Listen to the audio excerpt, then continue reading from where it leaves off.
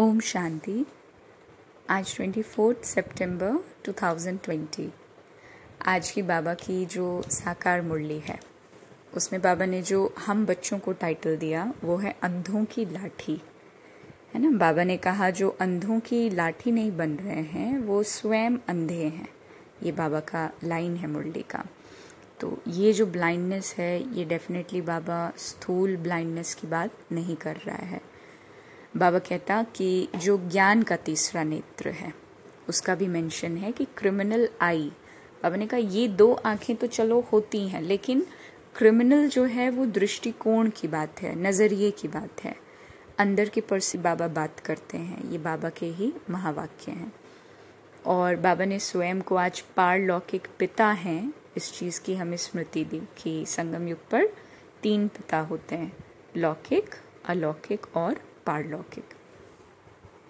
शुरू करते हैं आज के जो बाबा की वार्निंग रही मुरलियों में, क्योंकि आज की मुरली में बाबा ने कई वार्निंग भी कह सकते हैं हम और कई इंस्ट्रक्शंस, उन्हीं दोनों नज़रिए से इन पॉइंट्स को समझ सकते हैं। जैसे बाबा ने कहा सबसे बड़ी मेहनत है क्रिमिनल आई को सिविल आई बनाना, है ना। आंखें बहुत धोखा देती हैं। आंखों को सिविल बनाने के लिए बाप ने युक्ति बतलाई है कि बच्चे आत्मिक दृष्टि से देखो, देह को मत देखो, है ना। हम इमेजिनेशन ना करें कि आत्मा है आत्मा है, क्योंकि इमेजिनेशन बहुत टेम्पररी टाइम पीरियड के लिए रहेगा। वो जब तक हम इमेजिन कर रहे हैं तब तक ही होगा।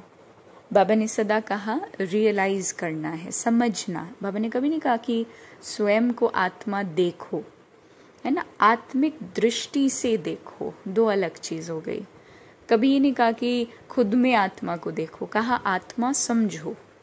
तो अंडरस्टैंड, कॉन्शियस होकर के, अपने सारे कॉन्शियसनेस को प्रेजेंट में ला करके, है ना। बाबा कहते हैं कि बच्चे धीरज रखो, बाकी अब थोड़े ही दिन हैं। पुरुषार्थ अच्छी तरह करो और दैवी गुणों को धारण करो, नहीं तो क्या होगा, पद भ्रष्ट हो जाएगा। और बाबा के लिए पोजीशन क्या है? पोजीशन को जैसे स्टेट ऑफ माइंड भी एक पोजीशन हुआ, है ना। तो मन की स्थिति ही हमारा पद डिसाइड करेगी। यहाँ पर जितनी स्थिरता, जितना स्वराज्य, वहाँ उतना राज्य का अधिकार। तो ये बाबा ने को रिलेशन सदा बताया। बाबा ने लॉटरी कहा है इस ज्ञान को, क्योंकि जैसे बाबा कहता है ना कि तुम्हें ऑलराउंडर बनना है। ये इंस्ट्रक्शन में है, संगम युग के इंस्ट्रक्शन में है कि इस समय तुम बच्चों को ऑलराउंडर बनना है। तो इसको कई बार ऐसे समझ लेते हैं कि हमें सारा काम करना आए, है ना। हम दुनिया में जितनी चीज़ें हमें सब आए, पेंटिंग भी आए, गाना भी आए, डांसिंग भी आए, सब कुछ आए। अब ऐसा पॉसिबल नहीं है ना कि इस समय संगम युग के टाइम जिसमें हमारे पास सेवा की भी रिस्पॉन्सिबिलिटी हमारे पास है, अन्य प्रकार की, विभिन्न प्रकार की सेवा है। और यहाँ पर पढ़ाई का क्राइटेरिया भी डिफरेंट है। वहाँ पर सत्युग में तो आर्टिस्टिक पढ़ाई भी होती है, यहाँ पढ़ाई किताबों की होती है। हर चीज़ का बैलेंस रखने की शिक्षा भी है। तो हर एक एक्स्ट्रा को करिकुलर एक्टिविटी हम नहीं सीख सकते, लेकिन ऑलराउंडर बनना मतलब कि जो भी काम हमें दिया जाए, कुछ भी काम अगर असाइन हो तो बुद्धि इतनी ज़्यादा स्थिर हो कि उसको सीख भी सके और प्रोडक्टिव बन भी सके, है ना। दुनिया में बहुत कुछ है, हम सब कुछ तो नहीं कर सकते, लेकिन जो भी कार्य हमारे पास आए उसको डेफिनेटली हम कर सकें। ऑलराउंडर का यही एक सच्चा महावाक्य की परिभाषा होगी, क्योंकि हर चीज़ हम नहीं कर सकते एक पर्टिकुलर लाइफ टाइम में, लेकिन स्थिति ऐसी हो कि हम कुछ भी कर ले जाएं। तो बाबा ने कहा कि धीरज रखना है ना। जैसे बहुत पैसा कमाते हैं तो बहुतों पर हुक्म चलता है। कब? जैसे कोई बहुत अच्छा पोजीशन पे है, बैरिस्टर है, बैरिस्टर मतलब लॉयर है ना, लॉ बैकग्राउंड से है, सर्जन आदि है। तो बाबा कहते हैं ये लॉटरी है ना। जो अच्छी रीति पढ़ते और पढ़ाते हैं वो ऊंच पद पाएंगे, बाप को याद करने से विकर्म विनाश होंगे, है ना। बाबा ने एक और सजेशन दिया कि अगर अपनी उन्नति चाहते हो तो चार्ट रखो। चार्ट वर्ड अगर क्लिक ना हो पाए तो एनालिसिस करना है पूरे दिन भर में, और दिन भर में वो एनालिसिस चलता रहे कि कहाँ क्या टाइम वेस्ट हुआ। क्योंकि बाबा ने संगम युग के खजाने को सदा कहा कि संगम युग में तुम्हारा संकल्प, तुम्हारा समय, यही खजाना है। तो ये इकोनॉमी कितनी मेंटेन रहती है दिन भर में, हर 1-2 घंटे पे उसका एक अकाउंट चेक होता रहे कि कहीं पर कुछ लीक तो नहीं हुआ। तो this is what Baba is saying कि चार्ट रखो दिन भर में कि कोई पाप कर्म तो नहीं किया, नहीं तो 100 गुना दंड पड़ जाएगा, है ना। जितने ऊंचे पोजीशन पर उतनी छोटी छोटी गलतियां काउंट हो जाती हैं। बाबा ने कहा यज्ञ की संभाल करने वाले जो बैठे हैं उनसे राय करो, है ना। बाबा कहते हैं कि ये जो बाकी आशाएं हैं बेवजह की, आशाओं को कई बार ऐसे भी कंफ्यूज करते हैं कि एम ऑब्जेक्ट ही फिर क्या लाइफ में नहीं रखना है, फिर तो कोई मतलब ही नहीं रह जाएगा। तो एम ऑब्जेक्ट का मतलब होता है लक्ष्य, उद्देश्य रखना। उद्देश्य के लिए कभी मना नहीं है, लेकिन उस उद्देश्य से पीछे छुपी हुई जो रिजल्ट है, अप्रिसिएशन है या क्रिटिसिज्म है, हो सकता है क्रिटिसिज्म भी मिल जाए, निंदा, स्तुति, मान अपमान जो बाबा कहता है, तो उससे कोई आशा रखने का युग संगम युग नहीं है। ये बड़े स्थिरता से हमें धीरे धीरे एब्जॉर्ब करना पड़ेगा, और जितनी हमारे पास माया आए इन चीज़ों के लिए उतना अच्छा है, क्योंकि फिर टैली हो पाएगा कहाँ तक वो चीज़ एब्जॉर्ब होकर के एक्शन में ला पा रहे हैं और कितनी देर में ला पा रहे हैं। परसेंटेज यही है। इवेंचुअली तो सबका ईगो शांत हो जाता है, लेकिन कितनी जल्दी शांत कर एक्सक्यूज मी कितनी जल्दी हम लोग शांत कर पा रहे हैं, कितना लंबा टाइम ले रहे हैं, वही पुरुषार्थ के पैरामीटर को डिसाइड करता है। तो बाबा ने वही कहा सारी आशाओं को छोड़ना है, कर्मों को छोड़ने का कभी बाबा का शिक्षा रहा ही नहीं। अगला लाइन है कि कोई भी पाप कर्म नहीं करना। क्यों? क्योंकि यहाँ तुम पुण्य आत्मा बनते हो ना, तो चोरी चकारी ये करना पाप है, क्योंकि माया की प्रवेशता बहुत ज़्यादा है ना। बाबा ने कहा जिनको कुछ भी अंदर में अगर संशय होगा तो वो भाग जाएंगे। इसीलिए बाबा ने कहा संशय बुद्धि विनश्यन्ति। ज्ञान का विनाश तो होगा नहीं। बाबा ने कहा ज्ञान तो बैक ऑफ द माइंड में याद रहता ही है, लेकिन योग, कनेक्शन, रिलेशनशिप, सेवा के प्रति भावना, धारणा, ज्ञान का, ये चीज़ें गायब हो जाएंगी। इन चीज़ों का विनाश हो जाएगा बुद्धि से संशय आने पर, है ना। डाउट आ गया फिर सारा खेल इस ज्ञान में एक्चुअली ख़त्म ही है, क्योंकि इस चीज़ को कोई साइंटिफिक एनालिसिस तो मिल नहीं सकता। तो बाबा ने यही कहा कि संशय बुद्धि विनश्यन्ति हो ही जाते हैं। बाबा कहते हैं कि अपने दिल से पूछना होगा कि हम कितना याद करते हैं, है ना। अपने आप से पूछना है, अपने ऊपर रहम करके अपनी चलन को देखते रहो। अगर हम भूलें करते रहेंगे तो फिर हमारा रजिस्टर खराब ही हो जाना है, और विकार में गिरने से फिर सेंटर्स पर भी आने में बहुत लज्जा आएगी, ढीला पड़ जाएंगे, है ना। तो बाबा कहेंगे कि माना जाएगा कि वो बीमार हो गए हैं। संगम युग की स्मृति बाबा ने दिखाई कि तुम बच्चे यहाँ मुक्ति और जीवन मुक्ति, वही ना, हर कोई सत्युग के पहले जन्म में नहीं आएगा, इसीलिए सदा बाबा मुक्ति और जीवन मुक्ति कहते हैं। और हम में से भी कई पहले मुक्ति को प्राप्त करेंगे फिर जीवन मुक्ति। बाकी वैसे तो समस्त विश्व को ही मुक्ति का वर्षा प्राप्त होना फाइनल है, क्योंकि रुद्रमाला में हर आत्मा है। तो सत्युग में जो रस्म रिवाज चलनी होगी, बाबा कहते हैं वो चलेगी, डजेंट मैटर, तुम अपना पुरुषार्थ करो। जैसे कि होता है ना कि सत्युग में क्या ऐसे होगा, क्या वैसे होगा, कब जन्म होगा, कैसे क्रिएशन होगा, सत्युग कैसे बनेगा, कितना टाइम और रह रहा है, कब सत्युग आए। बाबा कहते हैं बस फुल स्टॉप, अभी पुरुषार्थ करो। स्वर्ग में तो बहुत थोड़े होते हैं और आयु भी बड़ी होती है। एक सार में बाबा ने अगली लाइन में समझा दिया, बाकी बहुत विस्तार में जाने की आवश्यकता नहीं है। पुण्य आत्मा बनने के लिए संगम युग पर अच्छे कर्म करने हैं। आत्मा की स्मृति दिलाते हुए बाबा कहते हैं कि बाप भी शरीर में प्रवेश करके आत्माओं को समझाते हैं। यानी आत्मा और चाहे परमात्मा ही सही, दोनों शरीर के बिना अपनी बात को व्यक्त रूप में नहीं रख सकते। और ऐसे इंस्पिरेशन से अगर कराना हो फिर तो पूरे संसार को कराना पड़ेगा ना, फिर वो सिलेक्टेड करा बाबा तब भी सकता है। ऐसा नहीं कि परमात्मा प्रेरणा के आधार पर कुछ नहीं, लेकिन फिर ऐसा नहीं हो पाएगा कि एक स्टैब्लिशमेंट हो और राजधानी की स्थापना हो। ये लाइन बाबा कई बार कहता कि राजधानी स्थापन हो रही है। राजधानी की स्थापना प्रेरणा से अगर हो फिर तो उसको संसार में उपस्थित हर मनुष्य और पशु की आत्मा सबको इंस्पिरेशन देना पड़ेगा। वो जज है, वो भगवान के प्रोफेशन पे बैठा है, वो पार्शियल नहीं हो सकता। तो तो शरीर का आधार लेना ही पड़ता है ना। अपने को जब आत्मा समझें तभी परमात्मा का ज्ञान भी समझ सकेंगे। पहले पहले आत्मा ही समझाना इम्पोर्टेंट है। भक्ति की फॉल्ट नंबर 1, त्रिमूर्ति से भी शिव को उड़ा दिया, है ना। त्रिमूर्ति ब्रह्मा कह दिया, जिसने क्रिएट किया त्रिमूर्ति को उसी को उड़ा दिया।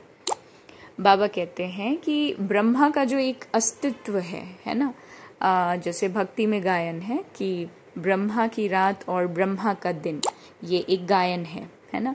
तो बाबा कहते हैं वो इसी वक्त का एक्चुअल रिमेम्बरेंस है कि जब ब्रह्मा ज्ञान में आए, अंडरस्टैंडिंग में आए, उनको समझ मिली आत्मा, परमात्मा और सृष्टि चक्र का, तो वो ब्रह्मा बने, है ना। और वो अंडरस्टैंडिंग जब विस्मृत हो गई तो वही टाइम फिर ब्राह्मण और ब्रह्मा दोनों के रात की गाई गई है।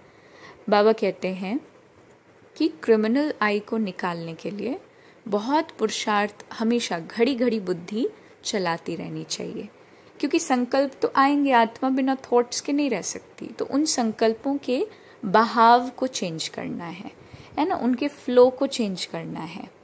अब ऐसा नहीं कि जैसे भक्ति में दिखाया सूरदास ने अपनी आंखों को डिस्ट्रॉय कर लिया, ये नहीं करना था कभी भी। वो एक कहानी बना दी। ये करेक्शन बाबा कर रहे हैं ना हमारी बुद्धि का, कि आंखें धोखा तो देती हैं, लेकिन इसका ये मतलब नहीं है कि सूरदास की तरह you just destroy your physical eyes, that is not required. वो एक कहानी बना दी, है ना। देखो कि आंखें हमको धोखा देती हैं, उन्होंने ऐसा देखा। बाबा कहते हैं वो बात यहाँ नहीं समझाई जा रही, यहाँ क्रिमिनल और सिविल की बात है। आंखें बेशक रहें, चीज़ें दिखाई दें, लेकिन मान्यता, बिलीफ सिस्टम की बात है। अमर कथा हो या तीजरी की कथा हो, ये सब इसी पर्टिकुलर संगम युग पर होने वाली कथा की बात है। So these are the 4 important points जो भक्ति से करेक्शन था। अपार्ट फ्रॉम दैट कॉन्ट्रास्ट जो बाबा ने समझाया आज की मुरली में, कि वहाँ तो लौकिक बाप होता है केवल सतयुग में। This is the particular time when we have लौकिक, पारलौकिक एंड अलौकिक, एंड कलयुग में तो केवल लौकिक एंड पारलौकिक। उस समय ब्रह्मा बाबा का कोई पार्ट नहीं। अच्छा, कॉन्ट्रास्ट ये कि यहाँ अकाले मृत्यु हो जाती है, वहाँ ऐसा कोई बात नहीं होगा। वहाँ मरने का कोई नाम निशान ही नहीं है। वो अमर लोक है और ये मृत्यु लोक है। बॉडी खत्म होगी, डिके होगी, बॉडी डिस्ट्रॉय होगा, लेकिन डेथ जैसे टर्म्स वहाँ यूज नहीं होंगे। जैसे सांप का मिसाल बाबा देते हैं कई बार, है ना, इजीली एक खाल छोड़ा और दूसरा ले लिया। अमरलोक में हाहाकार नहीं होता, कोई बूढ़ा मरेगा तो और ही खुशी होगी, जाकर छोटा बच्चा बनेगा। यहाँ तो मरने पर कितना रो देते हैं। सतयुग की विशेषता, बाबा कहते हैं सुख धाम में मुझे कोई याद नहीं करता। वाई? क्योंकि मैंने वहाँ विश्व का मालिक बनाया, परमात्मा ने विश्व का मालिक बनाया। तो क्या वहाँ चिल्लाएंगे जा करके? वहाँ और कोई खंड होता ही नहीं, केवल सूर्यवंशी। वो तो चंद्रवंशी भी बाद में आते हैं, है ना। योग के विषय में कि बाप को भी घड़ी घड़ी भूल तो जाते ही हैं, और भुलाने के पीछे रिस्पॉन्सिबल हमारी प्रिय माया है।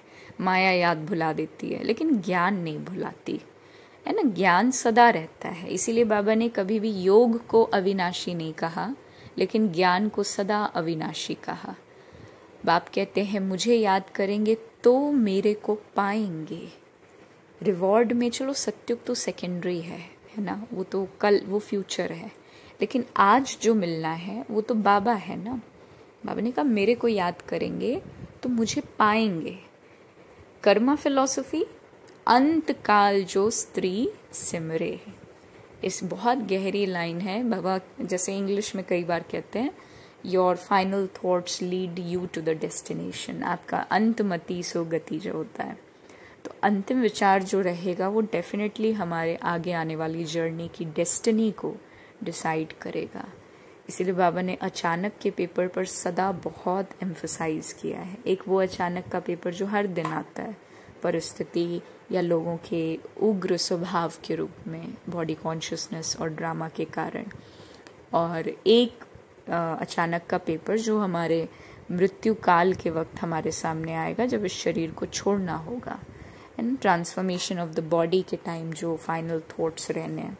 जैसे अबलाओं के लिए बाबा कहता ना कि अंतिम समय अगर शरीर छूटे, सपोज वो टॉर्चर हो रहा है उनके साथ, और वो बाबा की याद में शरीर छोड़ा, तो वो तो और ही ऊंचा पद पाएंगी। So this is what Baba means. तो ये अंतमति सो गति is quite important.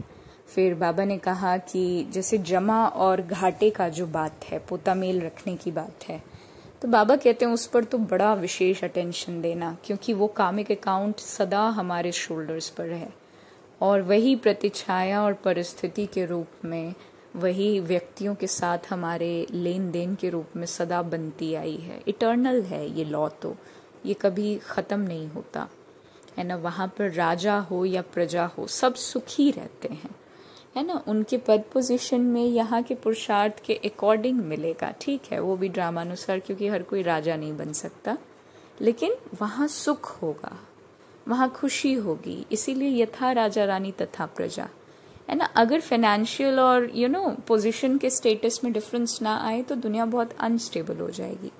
So it is important to have variation in terms of position. बाबा कहते हैं यहाँ तो हर एक अपने कर्मों के अनुसार ही फल पाते हैं। कोई बहुत धन दान करते हैं तो राजा बन जाते हैं, तो बाप बच्चों को सब कुछ समझाते हैं। हमने पूरा पढ़ा नहीं, इसलिए पद भी नहीं पा सकेंगे, बाकी क्या जाकर बनेंगे, नौकर चाकर साधारण प्रजा।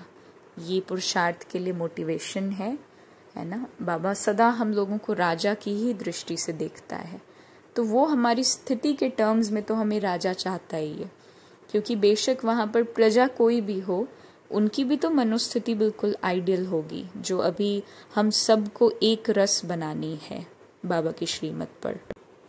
और फिर अंत में सेवा के लिए बाबा ने कहा कि सर्विस तो अच्छी रीति करनी ही चाहिए, क्योंकि लॉटरी तभी मिलेगी, है ना। सिर्फ अपने लिए तो ये ज्ञान है नहीं, लॉटरी यानी पद पोजीशन जो है वो सेवा के ऊपर ही है। लेकिन बाबा ने सदा इसके लिए कहा कि कौन किसको कितना परिचय देगा, ये ड्रामा में नूंद है, ये भी ड्रामा के अनुसार है, परंतु स्वस्थिति कभी भी ड्रामा पर नहीं डाल सकते हैं। अपनी स्थिति, बेशक हम केवल अपने आप को अच्छा करें तो प्रजा और पोजीशन उसके आधार पर डिसाइड होगा, क्योंकि ऊंच पद का एक बहुत बड़ा फैक्टर सेवा है।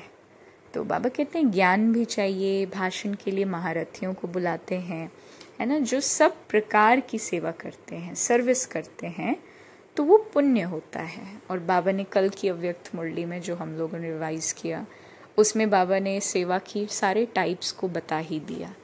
बाबा ने एक बार साकार मुरली में कहा था कि जितनी जिम्मेदारी, जितनी ज़्यादा जिम्मेदारी होगी उतना ही रिजल्ट भी होगा।